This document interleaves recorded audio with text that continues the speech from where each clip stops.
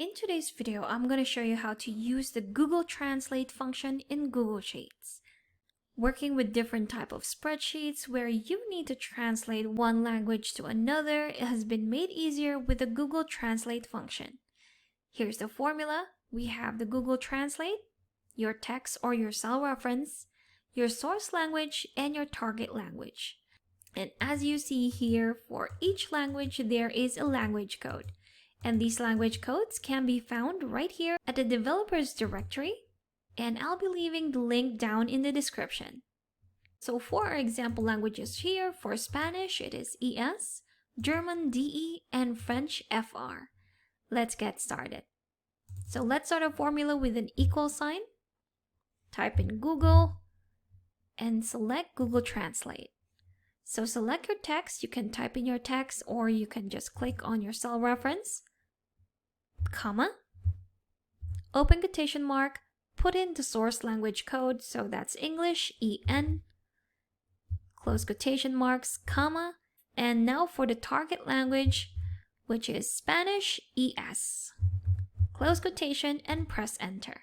And that's the Spanish word for 11. Now let's try it with the German language. So start again with the equal sign, type in Google and select Google Translate, select your cell reference, comma, your source language EN for English, comma, and DE for German this time. Press enter, and there you have it. Last but not the least would be the French. So again, equal sign, Google Translate, cell reference, open quotation mark EN, comma, and for French it's FR, and press enter. So that's 11 in Spanish, German, and French. Now if you drag down the bottom right, it will autofill the rest of your data.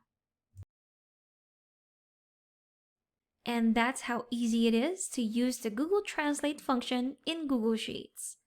Thanks for watching. If you found this video helpful, do leave a like and subscribe for more helpful videos. See you on the next one.